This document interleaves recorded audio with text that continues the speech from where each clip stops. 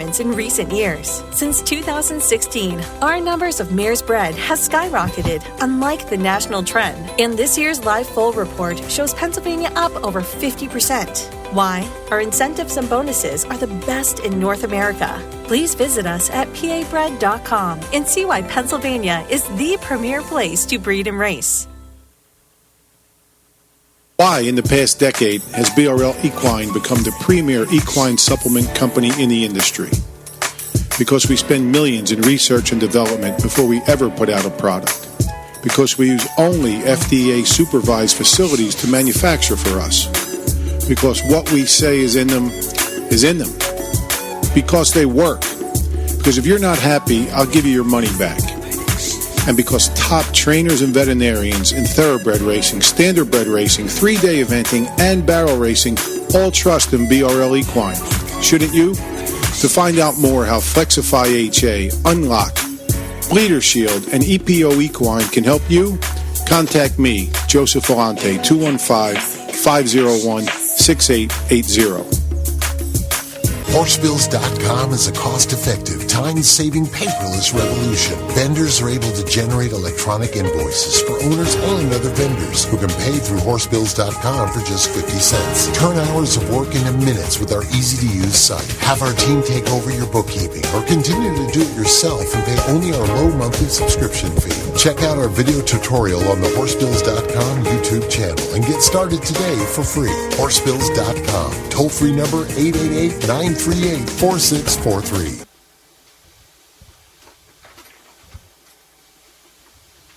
Thoroughbred horse racing returns to the home state of Secretariat when Colonial Downs in Virginia conducts its summer season with a new afternoon racing schedule and minimum daily purses of $500,000. The season runs from July 19th to September 1st with racing every Monday, Tuesday, and Wednesday at 1:45 p.m.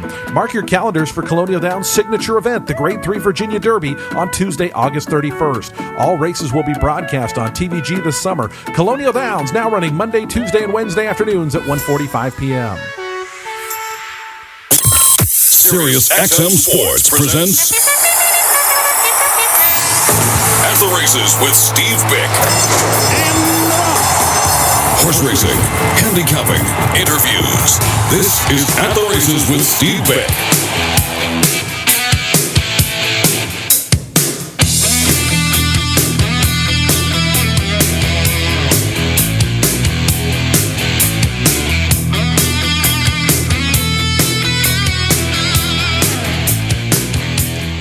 About 20 minutes to the top of the hour, and Mike Welch joins us. And Mike, a very opportune time for you to step in as we just welcome back Jay Privman.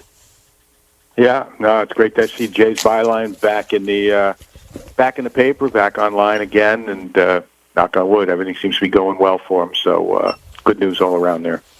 Well, other than some wet weather going well here at Saratoga, and we talked to you right before the meet started. Let's get kind of a quarter-mile checkpoint, a quarter of the way plus into the meet. What kind of thoughts do you have? I mean, we're getting a lot of what we expected. The 2-year-old races have been competitive and interesting, to say the least, and we got more of those to come. To me, that's the highlight of the meet. I know we have all the big stakes, but from a Clocker Report standpoint, it's the 2-year-old races I really look forward to on a daily basis, and plenty of that still to come as the guys keep pouring them out there in the morning. We've been interrupted many mornings here because of the weather, this morning included. Workout standpoint, the track very wet today, and no turf works as scheduled today too. So we'll be loaded tomorrow. But again, like I said, that's the highlight for me. Interesting. Steve Asmussen started off well. Mike Maker has started off well. You got to play the hot hands here. Chad and Todd are up there in the standings, but I think right now it's been Mike Maker who's been the most surprising, the way he's come out of the box. So we'll watch him as we move forward too. But Todd and Chad are going to be loaded the rest of the way, and especially in these 2-year-old races. We've also, of course, got 2 more rounds of the stakes, and you watch the early weeks, and the winners from the first, the most, let's say, flashy winners have kind of already been put aside and will wait for the Spinaway and the Hopeful. But Wit, I guess, is the one horse that's probably distinguished himself more than any. That was quite a performance, and he's still a little on the green side. Still needs to learn to get out of the gate a little better and get into the race a little bit more. But you can't say enough about what he's done in his first two starts. Although the waters will get a lot deeper when he comes back again for the Hopeful, no doubt. Well, Echo Zulu is another one that we'll look forward to, a return. And really, those two, with their 90 for Wit, 92 buyer for Echo Zulu, those two really sparkle. So Echo Zulu was super. Wit will have the if they wait with Echo Zulu for the Hopeful, Wit will obviously have the experience advantage. And again, one-hit wonders are terrific, but you like to be able to see them do it again, and Witt has come back and done it 2 times so far. So a big sign for him, and that's a race. That's another race. That those 2-year-old stakes at the end of the meet, the big ones at the last weekend that you always look forward to.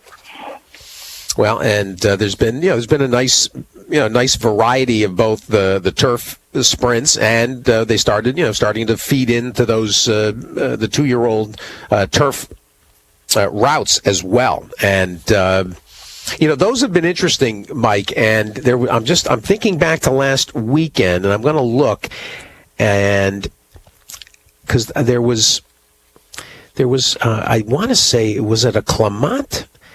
Brendan Walsh. We had a Brendan Walsh. I can't now remember if that was a 2-year-old or 3-year-old. That maiden that we liked a lot, and just got going a little bit too late. Came up short of the work we had last time. But Clement seems to be, every time I look up, I see Clement as another one that's been working well and running well. He's also up to a good start. He's got a lot of talent over there too to draw from.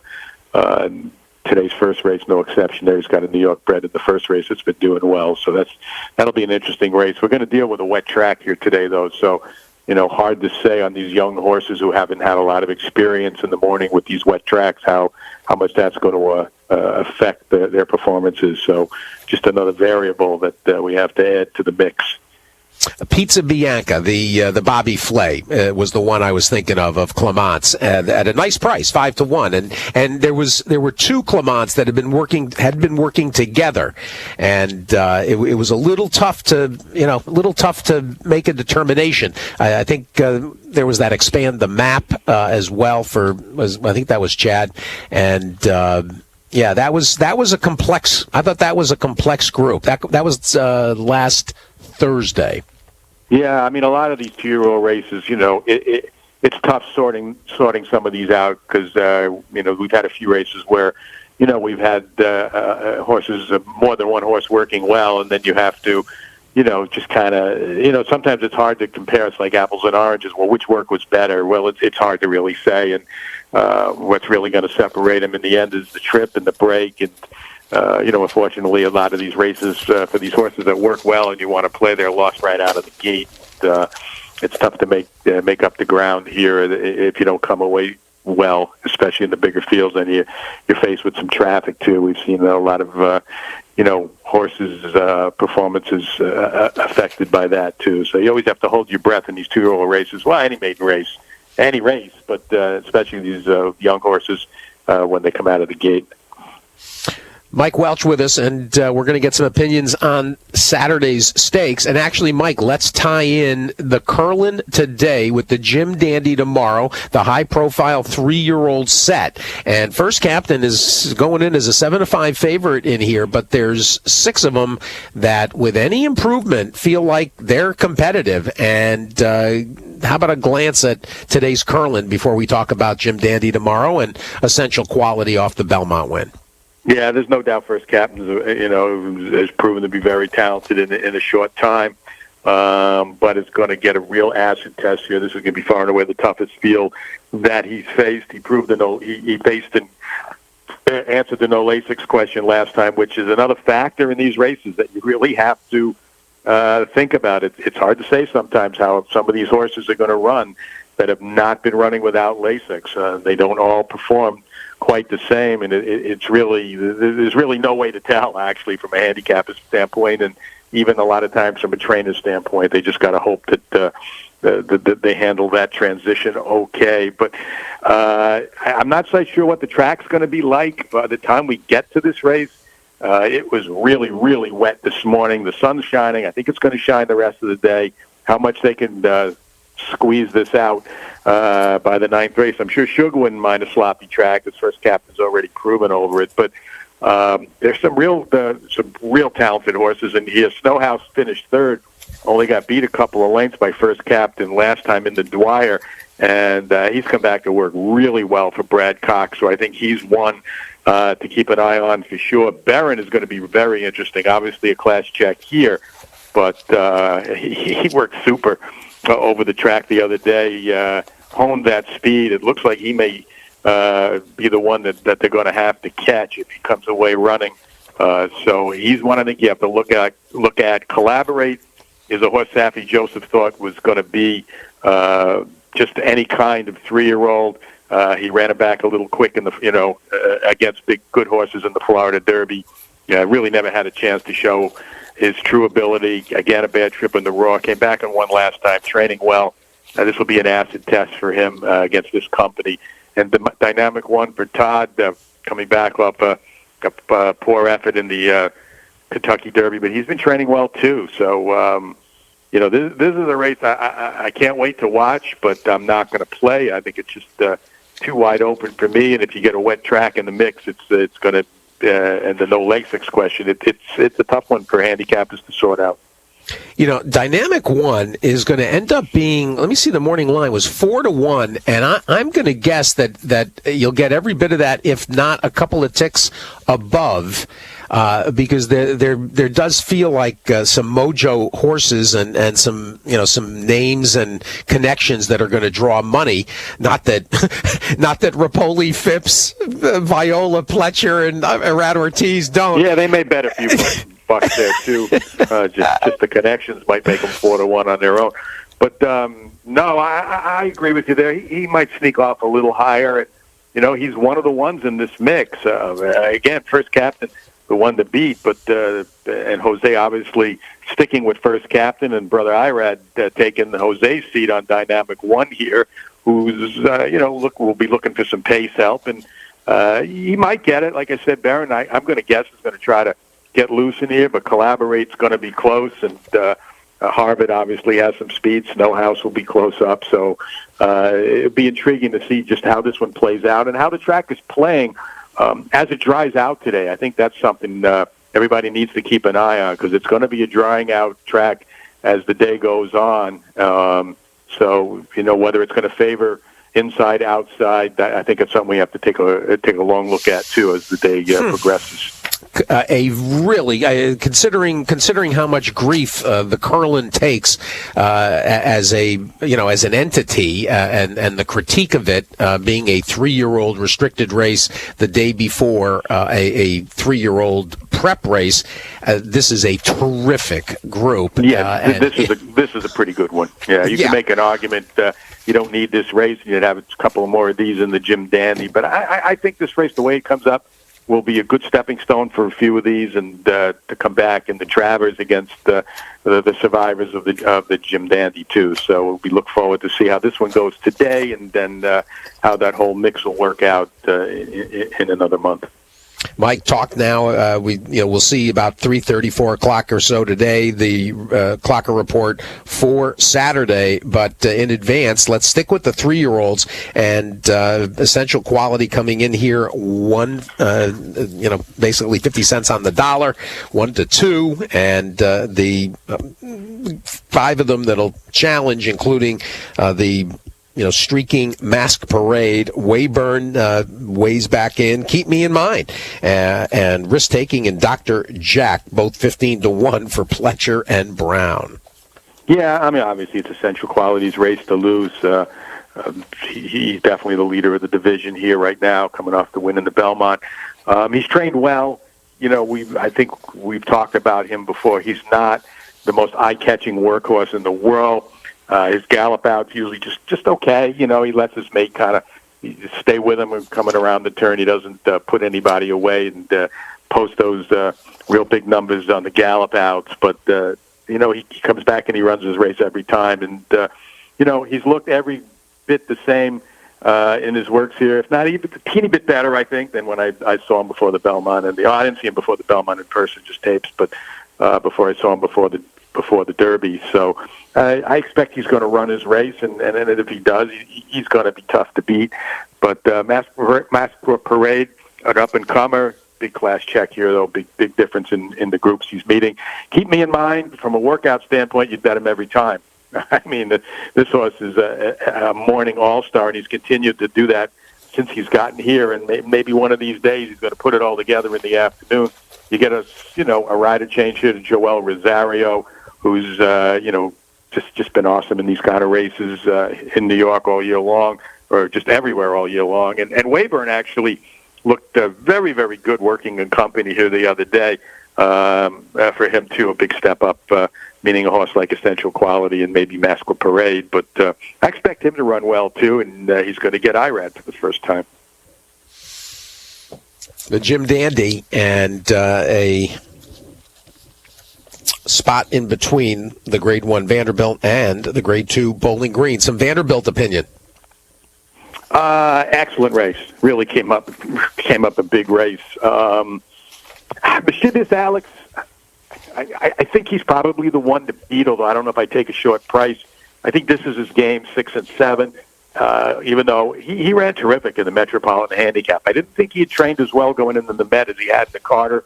We talked about this before. The Carter trained as well as any horse could possibly train. He did it in the Met, and Zappy kind of agreed and was kind of a little reticent. He wasn't sure what to expect out of him, and I think he was over the moon that he ran that well. But right now his goal is the Breeders' Cup Sprint with this horse. You may see him in a mile again late in the year, but the goal right now is the Breeders' Cup Sprint. He's trained well up here. I think on paper he's the one to beat. Whitmore, he looks fine. He's doing well. He hasn't won this year, and I think even though he ran well in the Churchill Downs, first time without Lasix, I'm not so sure that the no Lasix isn't a bit of an issue, a bit of a concern for Ron Moquette, because he had to run him without Lasix that day and came back in a little bit of a short rest. He gave him a long time off to kind of recuperate from it. But the Lasix issue, especially if it's a warm, muggy day tomorrow, could be a factor with him. 3 techniques, training awesome, always works well. Bit of a step up for him, but maybe if he gets the right pace scenario. The interesting horse to me is Special Reserve. Comes in off the 2 big buyers out in Pimlico and in Iowa. Like I said, Mike Maker is just doing awesome right now. If he comes away running from the outside, he may stand some catching in here. I mean, he's kind of a new face in the division, so he's got to answer the class question, but it wouldn't shock me. Ferenc Fire, can't knock Ferenc Fire. I mean, he's done nothing wrong all year long. He's only 1 of 7, though, here at Saratoga, and kind of a curious July 17th work, 103-4 there. My Clocker partner was kind of scratching his head a little after that one. Lexington is training terrific. I don't know where he fits with these. He ran super in the Churchill Downs, not so good in the Met. He was eased there, but he's come back and worked well. Again, gun to my head, I'm going to go 2992 in here, take a shot with Special Reserve and Mischievous Alex. I like it. Bowling Green, you got a thought? These kind of races are not my favorite kind of races. It's all about trips. I'm just kind of looking over the works now. From what I see, nobody is like wowing anybody in the morning. From that kind of a standpoint, I think I'm going to say Breakpoint's going to run a lot better than he did first time out. I think he'll improve off that one race there. Cross Border never seems to run a bad race, but he hasn't won in a long, long time for Mike Maker. It'll be interesting to see how the pace plays out. Not a lot of pace in this field. Again, it might be something the channel maker's going to take advantage of today, as he has in the past with big efforts. When he gets on the lead, he's pretty tough. So I don't have a solid opinion in here. And, of course, by tomorrow afternoon. It's going to dry out, but I'm going to guess it's still going to have some give in it. We took 2 or 3 inches of rain here last night. Yep. Crazy. Just when you thought it was going to stop, it came again. And it came again this morning, too. I mean, we didn't get a lot, but the track was opened up this morning for workouts, and then it rained into it, so it got pretty wet. So we'll see where we're at post time. It's hard to guess. It's going to be somewhere south fast, I think, when the day starts. But hopefully by the time we get the curling, we'll have a fast track. Finally, Mike, before I go, on Sunday, the Amsterdam, and you've had the opportunity to see Drain the Clock a couple of times in the mornings up here for Safi, coming back off the Woody Stevens win, and then, of course, Jackie's Warrior back at it. Now, he's been working out at the training track. Yeah, I haven't seen him on the other side, and I haven't seen Donald's reports. Drain the Clock's been working about as good as he can be, maybe as good as he's ever been. So I think it's going to be great to see these two go back at it again. Obviously, Drain the Clock got the better of the trips the last time they met, so you might say, everything being equal, Jackie's Warrior is going to have a pretty good chance to avenge that setback. He was eligible to bounce a little bit off his previous race anyway last time at Belmont, but the slow start kind of compromised his efforts. So, again, it's going to be a terrific race to watch, maybe not so much to bet. You're going to have 2 short price favorites going at it. And if they go at it too much, early on, it could set it up for one of the others. So I'm looking forward to watching the race. But from what I've seen of Drain the Clock, he couldn't be doing any better. Hey, what about this River Dog from Maya Engelhardt, and has been kind of alternating from the main track and the Oklahoma? Yeah, I don't think I've seen much of him over here. I can't remember. I'd have to go back in the book and see what the he's notes. doing. That's cool. But, yeah. So it'll be on the report.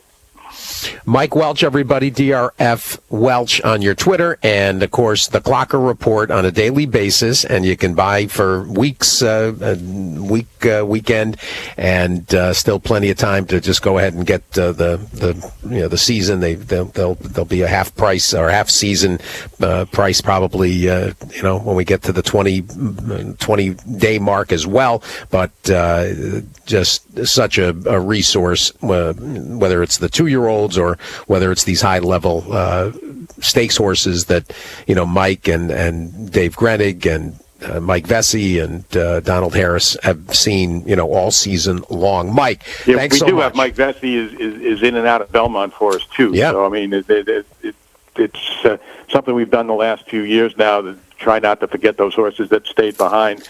Last year, a lot more of them with the pandemic, obviously, but we've still seen some horses come up from there that have performed well here. So Mike's going to help us out down there through the end of the meet, and then looks like he might be our guy during the fall meet this season at Belmont. We're working out those details now for the fall Belmont report.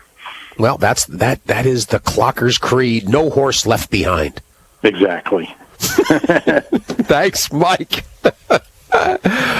Mike Welch, everybody. We'll stay here. We've got, call it 55 minutes. And Nick Tamaro and Scully and Ernie Peary from Woodbine and Popo. So a lot of opinions.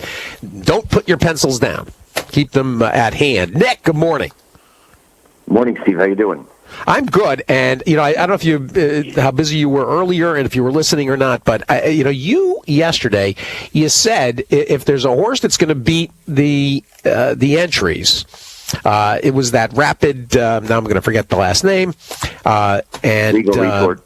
8-1 though. 8-1. That was manna from heaven. That was very surprising. Yeah, that was nice return, and the public just gets clued into an entry like that and doesn't really look for any other options, and it can be very, very lucrative. So that was one that worked out in our favor, and we'll hope there's plenty more down the road. Well, you just gotta be, light on your feet, as it were, and be aware, and when you see that, strike like Thunderball. Nick, look at what kind of pick 5 it kicked off. I mean, the pick 5 yesterday, crazy. The payoff was incredible. Yeah, it was very, Yeah. Very, very lucrative for what ended up coming in, and that just goes to show you what you can do with one price horse and basically one favorite that's beaten, and that was a favorite that, of course, was relied upon pretty heavily in a lot of the multis. So no great surprise there that the return was very lucrative. And Foolish Ghost being 4-1 or so, and then everybody and their dog was talking about the Al Stall horse in the last, turf or dirt. So yeah, it was a good sequence. Yeah, pick 5 for those that didn't hear it. $2,414. I mean, as it happens, I had to go to the clinic and get a tetanus shot, and which was amusing when they said, "When was your last tetanus shot?" And I said, 49 years ago. I don't know my last tetanus shot, but they said it'll last for 10 years after I stepped on a rusty nail, and in my entire drinking life, I never had a rusty nail. I can't even imagine what I'm going to guess. There's bourbon in a rusty nail, right? Is it sort of like a stupid Manhattan? I think that's the case. I actually do not know. I'm not a particularly enterprising drinker. I try to name 2 or 3 things when I even do, but this is worth. Given that you have an action-packed hour with 4 different people coming on, we definitely need to talk about rusty nails. Rusty nails are Drambuie and Scotch. So, God bless anybody. Glass on the rocks or me. Oh my God, Drambuie, which is basically arsenic. You might as well Drambuie. Yeah. Holy cow! That does not sound good. And even though they make it look good when you Google it and put it over a big ice cube, I just don't think it has that kind of appeal. That's so great. Unbelievable. It takes so little to get me off mark. I do have another question before you run through the pick 5 tomorrow, the cross country. Your thoughts? Listening on the internet, Nick, it sounded like there's a chance that they're going to host the NHC at your house. Yeah, I think that's one of the possibilities that's left. I figure the search is on in terms of finding a venue, because it obviously can't happen in Las Vegas with anybody having any kind of mitigating measures for the pandemic that's still going on. So, yeah, I find it amusing. I do. I was scoffed at by a few people after offering my opinion. I didn't even offer my opinion. I made a joke about the cold cut line 2 years ago, and I had people on both sides, what are you okay with people wearing masks for? And the other people were like, wear a mask because you're going to die, and it's just, yeah.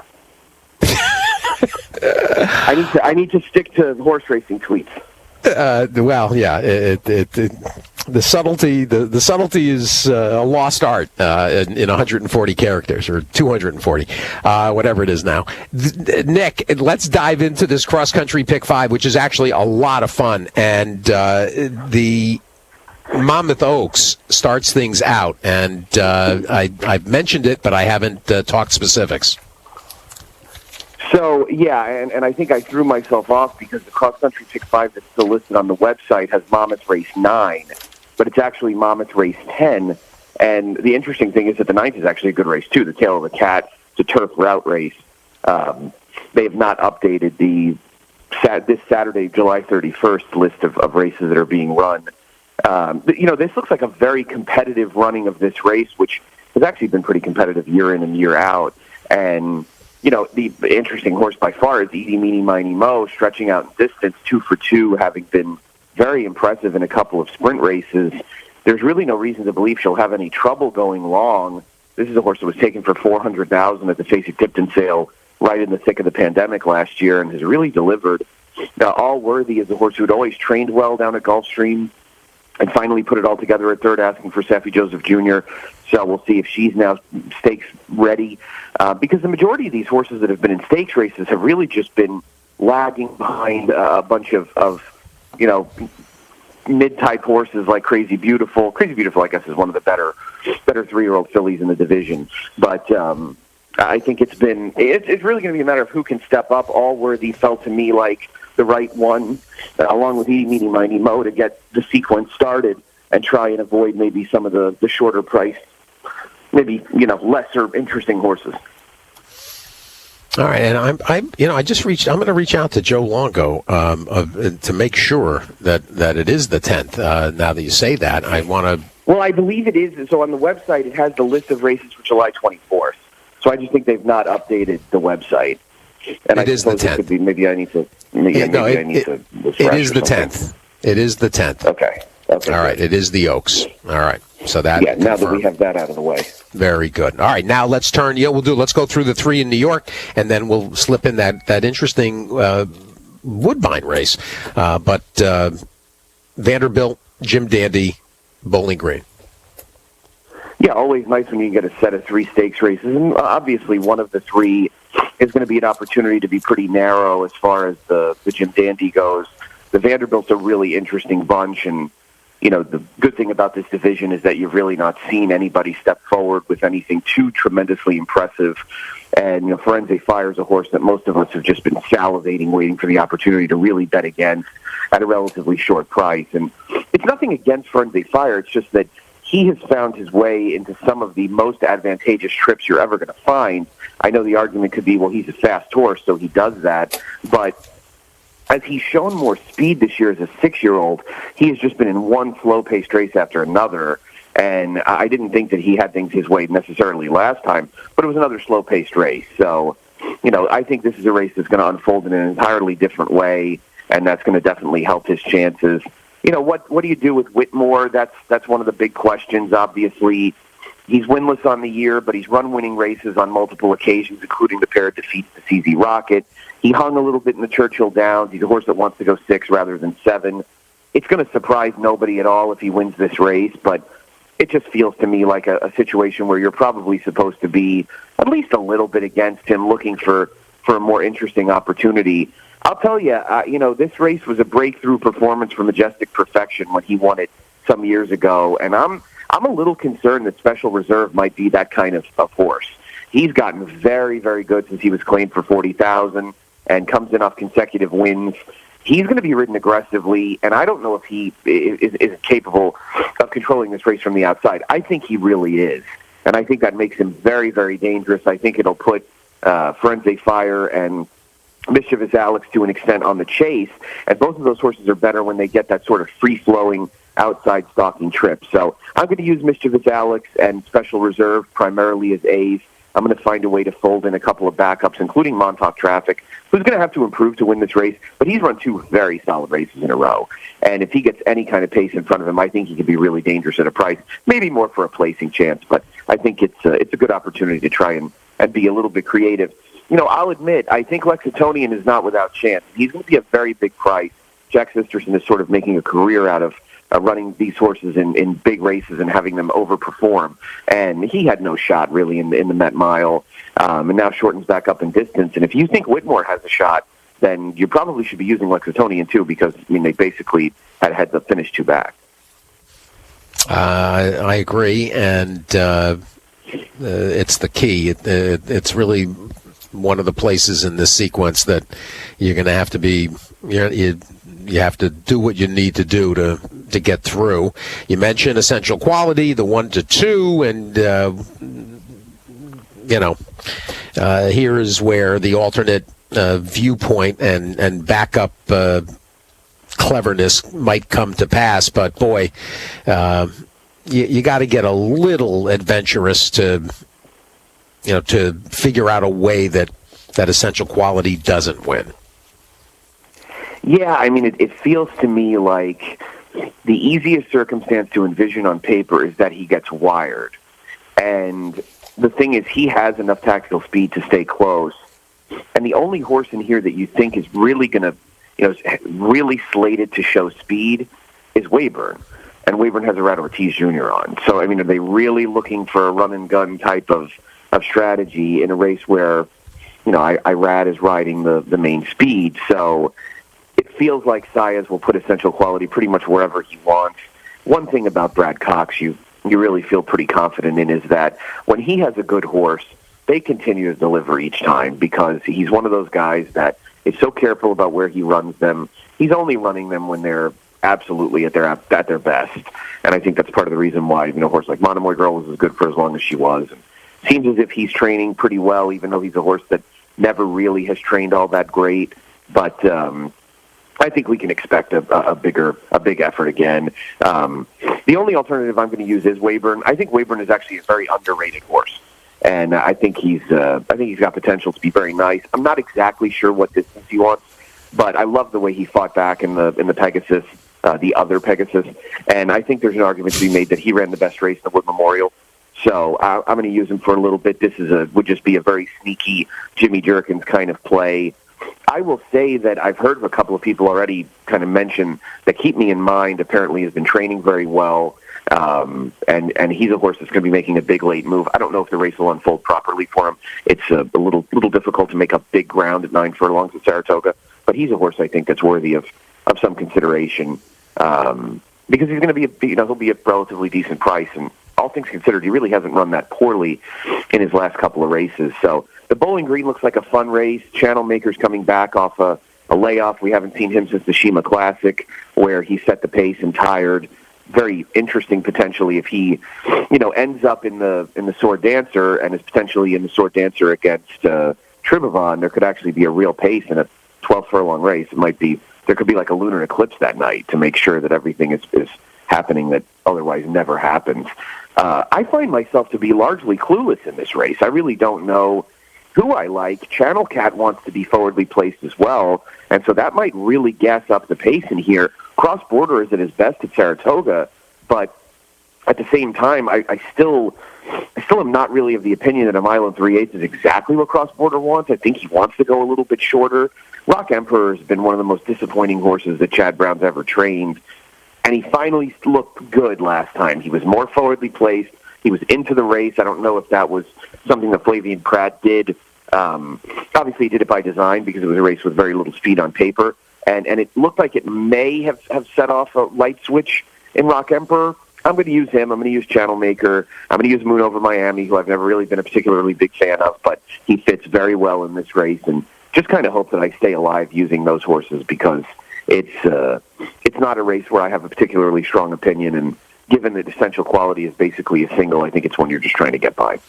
Well, and it's funny, Mike Welch just minutes ago had kind of the same ambivalence and uncertainty about this too. So that's interesting. All right, so that sometimes can give everybody even a pulse take about a race being wide open. So FYI, let's add in this Woodbine race. And in fact, Ernie Perry is going to join us here next, and we'll see what Ernie has to say about the Woodbine action all weekend, because it's a big Sunday particularly, and not a bad Saturday either. But this, oh boy, I reach for Woodbine and I end up with a handful of Sunday stuff.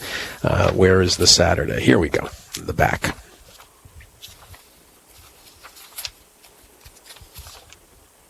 The 7/8 allowance going as the 9th. Right, on the turf, typical of these types of races at Woodbine, big, bulky field, and about what you'd expect, mainly a lot of nice older horses. Queen Speed ran well off the layoff, got a big pace to run at, figures to take a step forward, second off the bench, I would say, and looks like a very logical entrant. There's probably not as much speed in here as there was in that last effort of hers. So you may want to be a little bit more cautious in terms of taking a lot of deep closers. This is a trip that generally does lend itself well to an off-the-pace type. And I would imagine that some are probably going to want to use Say Hey, second off the layoff as well. She got into some traffic trouble. I'd want to use mainly long shots in here. Scatter to the Clouds was an impressive winner on debut, going 5/8 on the inner, but she got a big pace to run at that day and isn't necessarily a horse that's going to take a big step forward at second asking after showing some ability. So it's an interesting bunch. I would probably focus on Say Hey, Queen Speed, and use a little bit of Scatter to the Clouds just to try and see if we can get by. All right. Well, anything else that you looked ahead to for the weekend that caught your eye? No, like a person who's fond of rusty nails, I'm taking it one day at a time, and I'll have plenty of thoughts along the way. But, I'll say, I mean, for those of you that are of this persuasion, the TQHA Sale Futurity tomorrow night at Sam Houston is going to be an outstanding race. There were like 5 really impressive qualifiers, and one of the Jockey rode, I think, 3 of them and had to make a pick. So when you're looking at the Saratoga Sunday action and jonesing for a little nighttime punt or so, take a look at Sam Houston tomorrow night because there's a couple of really good stakes. There's actually 6 stakes races tonight too, so plenty of opportunities to get your bets down even on the races that are over in the blink of an eye. And they're on their way. So good. Nick Tamaro, everybody. And what are you doing? What'd you do in the Curlin today? Out of curiosity. I like Miles D. So, and I'm not dissuaded whatsoever by a wet track. Of course, we'll see exactly how wet it is by that time of day. I mean, I know last Sunday we started with a really wet track, and it was fast by the time they ran the 9th, and I think it's a similar situation today weather-wise. But, I like Miles D. I know First Captain's going to be a really big favorite in here, and I think he's well worth taking a swing against. So I picked it 1, 5, 4, 7, and in my multis, I'm going to mainly just use Miles D and Barron and see if I can get by because I think it's a good chance for you to really inject some value into that late pick 5. Which actually, the card I'm actually updating for scratches right now. The card's not that bad off the turf. There's a few races that'll end up being relatively interesting. I'll tell you one horse that I like a little bit earlier in the 7th race. The 8th race looks like it's going to be Clayton the Lionheart's race to lose, the only MTO, and there's little to no dirt for him in here whatsoever. But Southern Passage is interesting to me in the 7th. I think he's going to get a big pace to run at. The only horse that was scratched was it was not the Joe Sharp horse. It was Liam's Fire. So both Joe Sharps are running, which means there's real speed in here. And I know I kind of am breaking my rule of taking a deep closer going a mile and an eighth at Saratoga, but this who's far is a little darkened, and you might be able to get a decent price. Well, and to Nick's point, we're waiting for Ernie Peary. The sequence now, the late pick 5 sequence, is 7 by 10 by 5 by 7 by 9. So a very acceptable set of fields in here. And as mentioned, Clayton the Lionheart looks like Phil Bauer. It could end up with a 3rd win so far at the meet. I'll tell you what, credit to Phil Bauer. He has brought nothing but live horses up to Saratoga over the last few years. He has done very, very well. Young guy that trains primarily just for Ron Rigney. And, you see those red silks. I mean, obviously there's always a big flash of money at the beginning of the wagering period, which, there's going to be for that owner. But, his horses have delivered. I've noticed them. Probably could have picked up a 3rd win on Sunday with Luna's in charge, but he got a little hip checked around the 16th pole, and that probably dissuaded him from going by. But, it's been a good run for Phil Bauer, and Clayton Lionheart obviously looks like a horse that's in a very good position. Well, get your BIC 5 contest pick in. You are eligible, Nick. You're absolutely eligible. I need that tractor I need that riding lawnmower like nobody's business. I love it. Nick Tamaro, everybody. NTAM 1215. Thanks, buddy. You bet. Absolutely. Have a great weekend. Thanks for having me. Nick Tamaro. We're staying right here, right till the top of the hour, and after we get off the air, I'll put my pick 5 together for today. So it doesn't actually start until 3:55, so we got some time, and I wanted to let the scratch dust settle. It's a terrific weekend at Woodbine, including Sunday, where obviously the $500,000 Woodbine Oaks, the feature for the weekend, a very narrow group in the plate trial, but there's tons of action, and Ernie Peary back to join us to talk about the action in the Etobicoke. Ernie, how's the meet gone for you? Oh, it's going pretty good. We started off late, but we're in full force. And like you said, the Oaks is here in the plate trial, stepping stone to the August 22nd plate. So it's going pretty good. We're finally getting open up, and we can have fans, and our food and restaurants are open, so everything's going great. Well, certainly the entry box has been popular, and the cards have been very interesting and competitive, and no exception tomorrow and then into Sunday. How about a quick hit on a couple of spots tomorrow? We do have the baby stakes, the My Dear and the Victoria. Those came up a little narrow. You know what? The My Dear, I'm actually looking at it right now. There's quite some quality in there. The Diabolic, the one horse for Cassie, and Lois Lynn. I'm going to lean towards a first-time starter. I'm really torn between Curlin Candy. This one is out of Karen. This is her first full Millionaire. First time she stepped on the track, he knew she'd be a good one, and this is her first full. But there's also a horse, Guy Full, I had on my Clocker report first time out. And if you watch the race, the horse got left by about 5 to 8 lengths at the gate and made a nice rush on the outside and closed. He only finished 4th by a quarter. That one can be sneaky at a price. This one needs to break. But if this one breaks, and along with Curlin Candy, I'm really torn between the two. I like them both. So I'm gonna try to use those two for sure. Interesting. And you mentioned Curlin Candy, the first-time starter, and Mike DiPaolo, certainly well-bred and got the respect in terms of the morning line, 4-1. Lois Len off the impressive debut win for Cassie, and our friends, the Greens, and our friend Aaron Yagoda, and partners at Lois Len 2-1.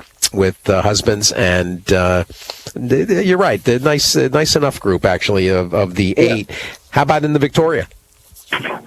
In the Victoria, there's obviously the one timer from Larry Ravelli looks pretty tough. I haven't gotten to see that one on the racetrack, but if that one gets in a speed duel with Feel the Beat, I feel that 24 Mamba's last race was a big reversal and closed nicely and galloped out strongly. So if you're looking to upset the favorite, 24 Mamba might be another option. So it would be down to those two for me, 24 Mamba and one-timer. Well, we had Larry Ravelli to start the week off of his win at Arlington, and he talked unprovoked. He was chirping about one-timer. He thinks that this Trap Shot Gelding is a really, really good horse. He's excited. And he very well could be, obviously, by that debut. So, and he has a fantastic percentage at Woodbine when he ships up. So, he's going to be a very serious horse. Before we talk about, I want to get your opinion in the 9th because it's part of the cross-country pick 5. But before we do that, the Alley Wow goes off as the 3rd early on the card. This is a 6-pack, and you got some interesting locals in here, and then you've got Trombetta, who just seems to do nothing but send horses up to win at Woodbine. But Dirty Dangle in here for Cassie and Eclipse and Gary Barber. The Ulwellings with Kevin Attard have Hard Street, who broke through last time and might be any kind. Can't Buy Love is the Trombetta for Larry Johnson. Honey Pants 9-5. Clement chips in. A horse that's been at Saratoga, a Cairo Prince that makes actually has made 4 starts on the year, but has had a couple of allowance type efforts. Most recently, this is interesting. Josie Carroll on the rail with Mark Dodson's Lady War Machine, and Cassie for Tracy Farmer with a homebred La Liberté. Yeah, so I like Can't Buy Love in this spot. I thought those last 2 works were spectacular, and finally broke through with a stake win. And I guess being Trombetta, and the horse has some backclass on the turf. Obviously, when Christophe Clement sends a horse here, and coming off that nice win at Belmont, they're obviously ready. But I'm going to try to upset that one and hopefully get a bit better of a price on Can't Buy Love. I really like the last couple of moves of this one.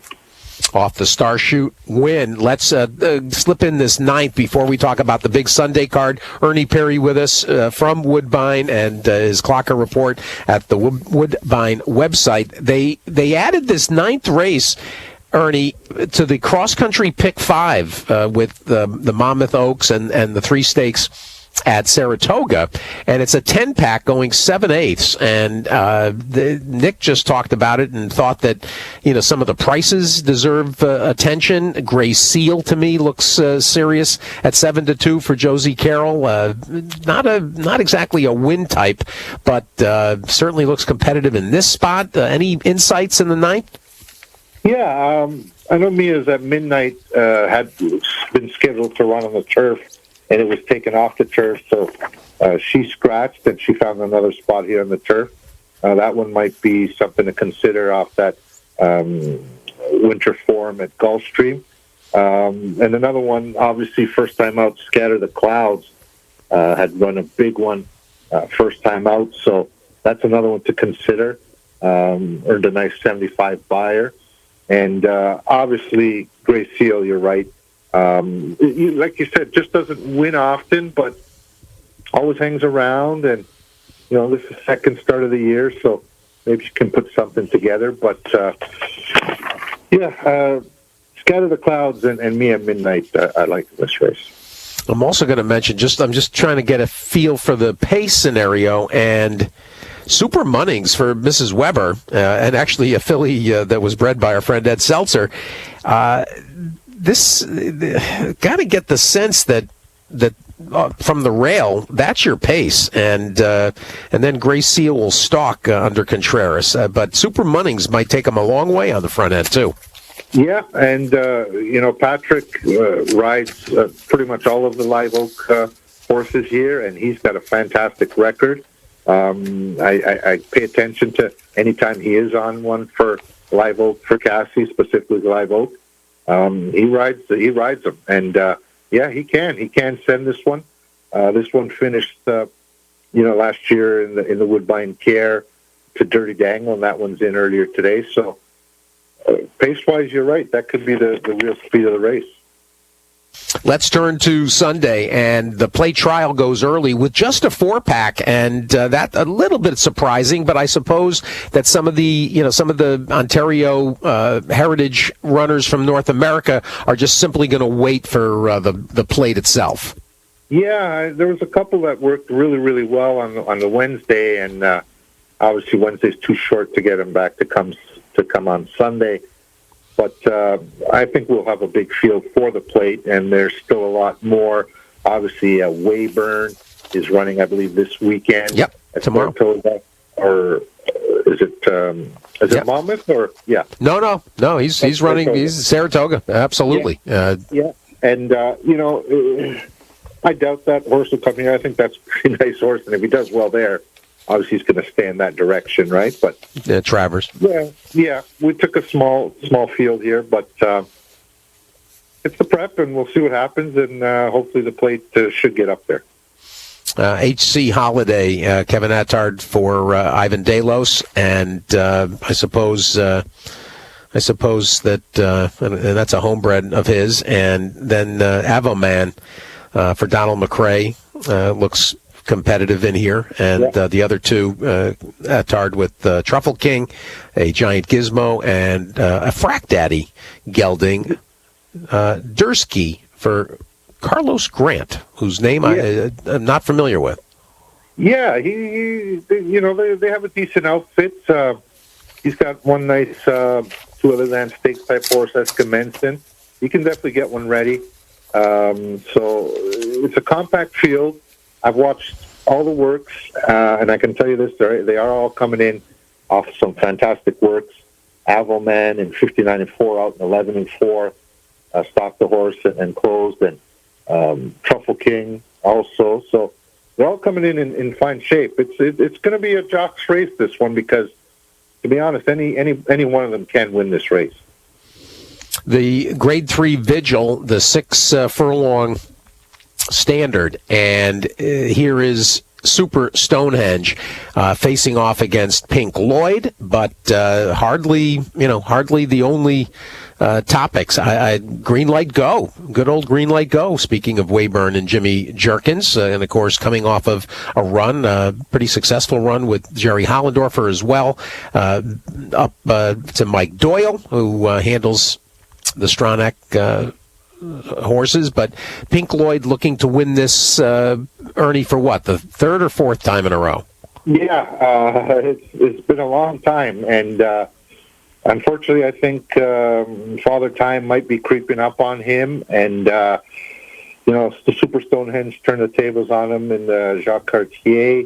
Super Stonehenge is doing fantastic. Hey, I've tried to knock this horse before, and this horse just keeps winning, so but we'll see what happens. I just think Super Stonehenge is the now horse right now. I don't disagree. And Bob Tiller will do right by Pink Lloyd if it becomes a not that an 88 buyer beaten 4 lengths in the Jacques Cartier means that he's ready for aftercare. But he is 9.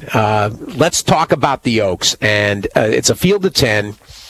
A really good group, and I make half this field as eligible to win here. Yeah. Lorena should be the favorite. Yep. Never run past 7 furlongs, so, something to consider. Jaylee Marie does nothing but win, and I've loved that horse's first 2 starts, and just a tough horse. She keeps on winning. Curlin's Catch, I think, will appreciate the distance. That one trained really well the other day. I think they're really pointing to this race. So it depends how low price you want to take on Lorena. Again, another one that just has done nothing wrong. I wasn't the biggest fan of the last word. Maybe Gibbs was just trying to keep her attention because he was pushing a little on her. But, Money for Road coming out of a grade 3 Celine. So that one could be a juicy little price. And, open company coming against really restricted horses, to be honest. So something you can look at as well. I agree about Money for Row, and that's a filly we got familiar with via Brian Lynch, who also trains for the Raroma team. And one horse you hadn't mentioned is the maiden, the Violence Maiden, Emmeline. And this is a horse that is inching forward with every start, and with the added distance as well.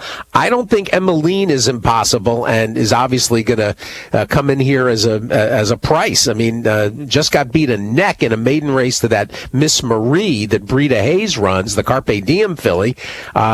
I thought that Emmeline looked like she deserved at least an exotic consideration. Yeah, and what's even more impressive, finished second to our Flash Drive, who won the Celine. Yeah. And she's quite a nice horse. So, the barn, and you can tell by when it, as a 2-year-old, ran in the Princess Elizabeth and finished 3rd there. So, the horses, and that work was actually quite nice, the 48-3. One of the clockers had turned to me and said, that was quite a nice work for this horse. So, there's several in here that can win it. So that's why it's a great race, 10 horses. You might throw 2 out, and that's about it. Turn to the Grade 2 Royal North, and a lot of familiar horses in here. And I just came from Colonial on Monday, where Michelle Lovell she's going to have to regroup one of her handful now of stake runners. But she sends Change of Control up here for the Royal North, Amalfi Coast, the 5-year-old mare that certainly is more than credible. You got all kinds of interesting runners that turned up in here. I thought this was an interesting group. George Weaver ships in from Saratoga as well with lead guitar for the Hills, and McKnight, Jeannie's Beep Beep. There's a lot of possibilities in the Grade 2 Royal North. Yeah, the 2 shippers obviously look very, very tough on paper. As for the locals, I'm going to stick with Jeannie B. Worked in 59-4, actually outworked Lady Grace, which Lady Grace won this race last year. So, you can't knock her either. She went to Churchill. She ran in the Arctic against the boys here. Last 2 starts, now hasn't run since April. Like I said, Jeannie B did outwork this one, so I'll lean to Jeannie B's way for being the speed in the race, and maybe Jeannie B can carry them a long way. But obviously, Change of Control, lead guitar look very, very tough. Very nice weekend. I haven't even touched on the maiden races Saturday and Sunday, but Ernie, so much stake action and high-level stakes action at Woodbine this weekend, one of the big weekends at the Big Oval, and I appreciate the visit. Yes, thanks for having me, and hopefully maybe we'll chat before the plate. Absolutely. This is our biggest weekend, and hopefully we can chat then. You got it. Ernie Perry, everybody, and Ernie's clocking report on the Woodbine website. We'll stay right here. We've got 20 minutes to fill out. We're going to talk to James Scully and to Papa Morales and get some more opinions. It's been Opinion Fest on this Twin Spires weekend preview at the races, and a reminder to get to the website, stevebykcomposttypetribeeventsp24230, enter the BIC 5 and a chance to win an X330 John Deere riding mower. James, do you do the mowing or does Gigi? No, we actually have somebody that mows it for us. But if I got that riding mower, boy, I'm heading to the website right after we finish to register for the Big 5. It's a life changer. Sounds like it.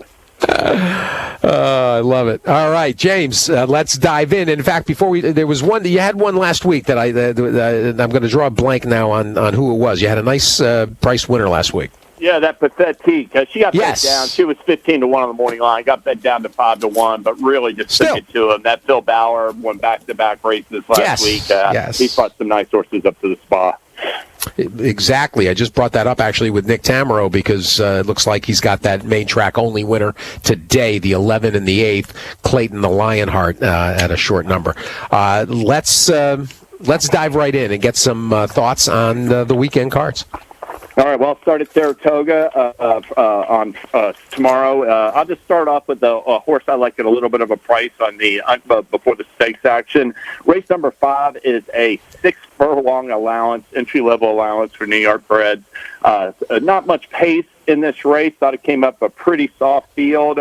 I'm against the favorites in there. I like Chasing Cara, the 1A in there for Mitchell Freeman. This filly was multiple stakes placed last year, Steve. Came back this year. Broke her maiden in December. Came back this year. I thought she did not take a step forward. Freeman gave her a little time off. I thought that was a good third. Sprinting 2 starts back at 7 furlongs at Belmont Park. That last race was too far for her, but I think those turf races may move her up. I expect her to be forward in this race, potentially on the lead at the start. With Dylan Davis already has 5 wins for 50 starts this meet. Pretty good for him early in the Saratoga meet. And I like Chasing Cara at 12-1 in race 5. Nice. I saw Mitch yesterday, actually, for the first time so far at the meet, and he's actually got the entry. You also get Karamoka with Rodriguez in the irons. But yeah, and I'm glad you mentioned Dylan because he's kind of caught a little bit of a wave here the last few cards. Nice. All right, let's dive into the stakes action. Okay, and then the Vanderbilt. The Vanderbilt's a race where I'm going to spread a little bit for multi-race bets. Obviously, respect Mischievous Alex. But I'll just say the 2 horses I'm definitely going to use are off-the-pace runners in here. Whitmore, I'm not a huge fan of him, but I do think that 7 furlongs is not his best game. He came up a little bit short last, despite his win in the 4-go in 2018. I think he's a little bit better at 6 furlongs. He shows a couple of, looks like good works at Saratoga in preparation. We'll have to run, sans Lasix, but he did it okay, I thought, last time in that Churchill Downs sprint. So I like Whitmore, and the other horse I like in there at a big price is Lexingtonian. One thing that intrigues me is getting the 6 furlong distance with, I'm expecting a hot pace in this race in the Vanderbilt tomorrow, and that Lexingtonian won the Bing Crosby from off the pace from the rail last year, one of his best performances of his career. I thought the mile was too far for him, but I really liked his effort 2 starts back at Churchill Downs where he ran ahead second to Flagstaff. I'm going to use Lexingtonian and Whitmore in multi-race bets. All right. Jim Dandy. Jim Dandy, essential quality is going to be tough to beat. I will say that Mass Parade, I'll be surprised if he doesn't at least run second. I think he's the horse that really has a chance to beat him if he has an off day, seemingly, if he regresses a little bit off the Belmont. I do like the fact that, he got a little bit of a freshening after that real sharp allowance went on Derby Day. I love how he gutted out that Ohio Derby a little bit last time. I think he'll keep advancing off that race for Alstall. Might be down the road when he can beat a horse like Essential Quality. But, one thing I will say a little bit, and it's a little bit with Wayburn, and it's a little bit with Dynamic One today in the Curlin. I'm still taking that Wood Memorial as a negative key race until some of those horses start coming back and winning races. I know Wayburn had a big chance, it looked like, in the Pegasus until Mandolin rallied back past him. But, I'm going to try to stay away from that horse, those horses a little bit. So that's sort of my take on the Jim Dandy, Steve. Very good. What about the Bowling Green? Because so far this morning, the sense has been that this is a bit of a crapshoot. I'm really very keen on the Bowling Green. I like this race the best of the three stakes from a betting perspective. I really like the freshening, and I like the outside draw for Moon over Miami. I've been following this horse closely, Steve, since he switched the turf last year. He broke through in that Dueling Grounds Derby at a mile and 9:16, so the longer distances hit him right through between the eyes. But one thing about Moon over Miami is I just think he's a late maturing 4-year-old. He has shown a tendency to either be rank, to idle, basically running in spots at times. And he's also a horse that is not like being inside of horses at times as well in previous starts. I think that, he's the type that's just going to continue to improve with experience. I thought his last two races, he was a little bit unlucky to not win both of them. And I think that he's going to run a big race tomorrow for Belmont. Like I said, I like seeing him drawn in post 7. If he can get a little bit tipped out by the top of the stretch, I think he's going to run past them. And I'm going to make a big stand on Moon over Miami in the Bowling Green. My first pass this morning, when I just wanted to get a handle, I've got the heavier work to do later today and overnight. But on my first pass, I thought, you know what, that race 2 back especially runs back to that, and Moon over Miami fit. Always happy for Jane Lyon to do well, and Summer Win. So yeah. 7-2, second choice, and it'll be interesting to see what happens on this board, actually, because the two Chads that are 6-1 and 10-1 cross border. Maker demands respect in these always, and then there's the channels, Channel Cat and Channel Maker. I mean, this is really fun, and Fletcher, Sham Rocket isn't a doorknob. No, and break point, that you said the Chads, but that break point to me, no way he's going to be 10-1. It's going to be interesting to see how the betting shakes up in this board. You got a lot of horses that are like, 5-1 or 6-1 or less, and even break point, I think he's going to get bet down his second U.S. start for Chad Brown. So that's the kind of race where I think Moon over Miami 7-2. I think I can get every bit of that price. I got a couple of plays at Ellis. Great, go at it. All right, in race number 6 tomorrow at Ellis, it's a 6 furlong allowance optional claimer. Only a 6-horse field, but Mo's Mojo is the 5-1 fourth choice on the morning line. He ran well against a nice allowance field last summer at Ellis Park. I think that, he's coming back off of a freshening in this start for Randy Morris. I really think he has a chance to show good speed here, perhaps even get on the lead with Joe Talamo, and I just think he's going to run a big race. I think this is a real suspect group. The short price horses are all potentially vulnerable in here. Colinator, Frolic Moore, and I like Mo's Mojo in race 6 at Ellis.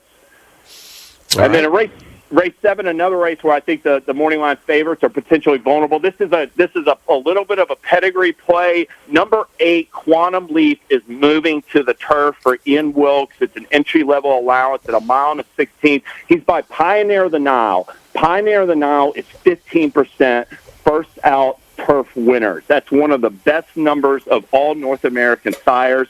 Quantum Leap is a half-brother to Superstition, who won the Daisy Cutter Stakes last week on the turf at Del Mar for Richard Mandela. All 4 of her wins have come on turf. He's been bred for the turf. He got caught up a little bit chasing the Triple Crown earlier. Last time out, he faced older horses for the first time. He got beat 3.5 lengths behind Major Fed and Motagali, who I think are both that was a legitimately good race there. And I think he's eligible to really take to the turf. He's 10-1 on the morning line, Quantum Leap to 8 and race 7 at Ellis. Well, that's sweet. That race, 4:40 Eastern time, and the 7th at Ellis, Quantum Leap, very nice, 10-1, and Mojo, Randy Morrison, Talamo in the 6th, so maybe even a little double action as well. I like it, James. How about a last-minute Friday push? All right, my last-minute Friday push going to come at Saratoga. Today, hold on. Gosh darn it. Did I lose that pick already? Oh, yeah, here it is. Number 4, race 7, Top Gun Tommy. Kelly Breen, he's got 2 wins this meet, 21% win, second off the layoff. Going to show good. He's going to set a good trip just off the speed, second off the freshening, good second last out. 8-1 on the morning line with Jose Ortiz, Top Gun Tommy, number 4 in race 7. Well, and Nick Tamaro on the 10 Southern Passage. So hook those two up, the 4:10 exact both ways in the 7th, last second Friday push, LSFP with James _Scully 111. James, send me those plays, and I will get I forgot to get them out. You emailed them. You know what you do? Text them to me instead of emailing. I will text them, Steve. You have a great weekend. Thank you. You too. James Scully, everybody. And we pulled this off because we got a good 5-6 minutes to spend with Papo Morales. I was getting a little nervous. I thought, into hour 3 we were going to be hard-pressed. And then we got sidetracked by a rusty nail, literally and figuratively. Papo, good morning. Hey, good morning, Steve. Papo, I ran out of time a little bit yesterday with Dick Powell, and I was kind of just touched on it a little bit.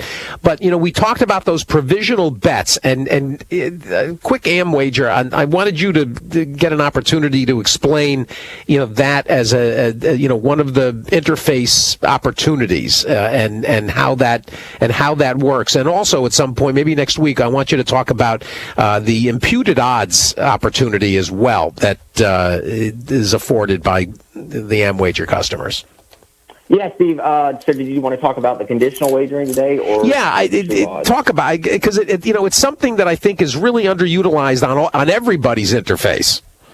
Okay, yeah. So we have conditional wagering built into the wager pad. So you basically set the conditions, minutes to post when you want the wager pad to start checking the odds, and you set the odds that you're willing to accept for your wager, and then the bet will go in based off the parameters that you set. So you don't, if you like a horse and you think you may float up to 3 or 1 or something, and you set that at 0 minutes to post, if those conditions meet, the bet will automatically go in. So you don't have to, you don't have to sit at your computer all day waiting for that particular race. Very cool. And I think we all get into such, habits and practices, no matter who we're using. And those features, unless you are made aware of them, you just don't. Very rarely do you go probing along and say, well, what is this and how do I use it? So we should touch on this kind of thing more, and we'll talk next week. I want to talk the imputed odds topic, which it deserves more and more attention, and which we're trying to get racetracks to include in their graphics package, which would be a huge help and would go a long way to assuaging the confusion and misconception about late odds changes. Invariably, they're just correcting to what is readily apparent in the will pays and the doubles and pick threes. Yeah, and you can see it coming, Steve, by looking. I know Andy Sterling references the double pool. Yeah, all the time. That's kind of how we have our true odds built in. We're pulling from the doubles pool and a little bit from the pick three. So we have the true odds actually lined up right next to the current odds. So you have an idea of how where the horse is going to end up come post time. Let's give some people an idea of how they might end up when they utilize Form to Win.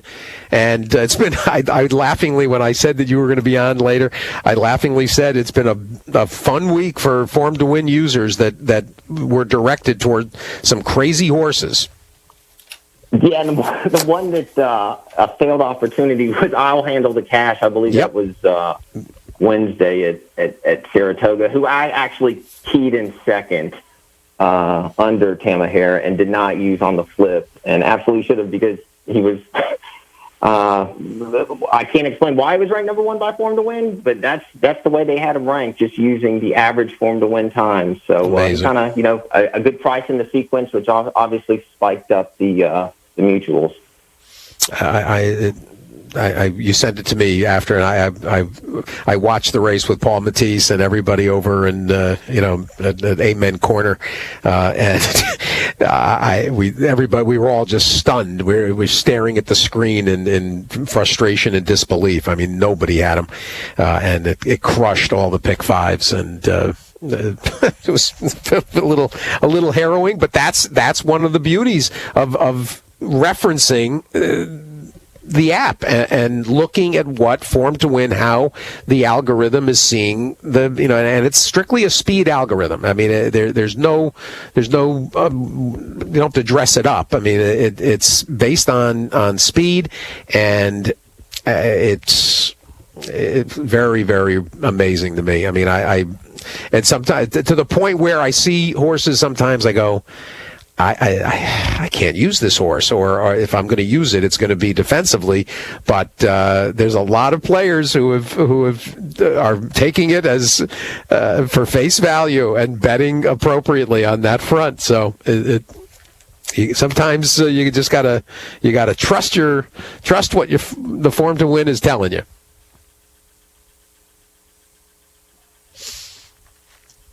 Turn to the weekend. And a couple of opinions, Papo. Sure. I looked at Saratoga and Woodbine, Steve, so I guess race 8 at Saratoga, the Vanderbilt. One thing using Form to Win you can do, you can look at when you're building in your analysis in the form filter. You can only look at data from a given set of times. So when I first ran the Vanderbilt through, I was looking at all horses, all starts between 6 and 6.5 furlongs. But then I was really keen on looking basically for the last 2 months. So I adjusted and only want to look at the races for the last 2 months. And the number one pick using Form to Win was Special Reserve for Maker. And he's just gotten good, Steve, lately. Yeah. And we'll see. I know Maker's hot this week. We'll see if that continues tomorrow. But he was ranked number one along with Mischievous Alex. And then my long shot play that I'm going to have to fit in somewhere on the multis is 3 Technique for Jeremiah Engelhardt. I like the blinkers going on. I don't think he didn't have a great trip last time out. Really had nowhere to go in the G2 at Belmont, but at 15-1, I'm gonna find a way to include him also. All right, Woodbine. Which one at Woodbine, Steve? Whatever you looked at.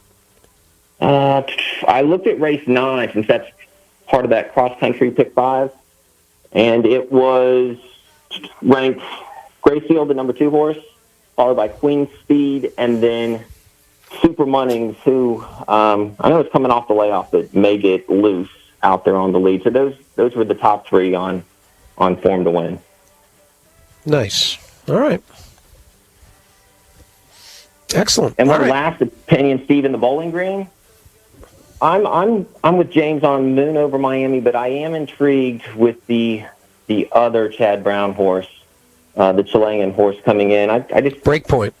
Yeah, it seems like a sneaky move for Chad coming off that allowance race where he started finally running at the end, and I was able to catch some of those replays in Chile. And the horse he doesn't have to come from that far out of it. He can sit a good trip. So at that price, I definitely prefer him over Rock Emperor, who I think does not like giving the ground, and I also think he's a little bit better with Lasix. So I'll take the other Chad. The other Chad, always a good angle. Papo Morales, everybody. Papo Core 1 on your Twitter, and formtowin.com. Go to the app store, download it. 2 free races a day. Plug it in, play with the settings, and we'll keep you advised, and we'll keep giving you instructions. And A lot more fun things to come from Form to Win as well, including a whole refresh, actually, of the interface. Want to send you out into the weekend. Things have been gotten dry here, and I'll work on the Pick 5 right now and get it up to the website in a little bit. When you come to stevebykcomposttypetribeeventsp24230, play the Pick 5. Good luck. We'll be tracking it tomorrow, and we'll keep you advised of progress. Thanks to Papo, to Ernie Perry, big weekend at Woodbine, Nick Tamaro, of course, in the Money Players podcast for Nick's analysis, Scully, Mike Welch of the Daily Racing Forum, the great return, Jay Pribman, Ed DeRosa, Hammer, and Brett Jones. Thanks, everybody. Racing news. It's At the Races with Steve Bick on Sirius XM Radio. There's a great story to tell in Pennsylvania. Only 3 states have produced more Breeders' Cup champions, and no state can match our performance in recent years. Since 2016, our numbers of mares bred has skyrocketed, unlike the national trend. And this year's live foal report shows Pennsylvania up over 50%. Why? Our incentives and bonuses are the best in North America. Please visit us at pabred.com and see why Pennsylvania is the premier place to breed and race. Why, in the past decade, has BRL Equine become the premier equine supplement company in the industry? Because we spend millions in research and development before we ever put out a product. Because we use only FDA-supervised facilities to manufacture for us. Because what we say is in them is in them. Because they work. Because if you're not happy, I'll give you your money back. And because top trainers and veterinarians in thoroughbred racing, standardbred racing, 3-day eventing, and barrel racing all trust in BRL Equine. Shouldn't you? To find out more how Flexify HA, Unlock, Bleeder Shield, and EPO Equine can help you, contact me, Joseph Volante, 215-501-6880. Horsebills.com is a cost-effective, time-saving, paperless revolution. Vendors are able to generate electronic invoices for owners and other vendors who can pay through Horsebills.com for just 50 cents. Turn hours of work into minutes with our easy-to-use site. Have our team take over your bookkeeping or continue to do it yourself and pay only our low monthly subscription fee. Check out our video tutorial on the Horsebills.com YouTube channel and get started today for free. Horsebills.com. Toll-free number 888-938-4643.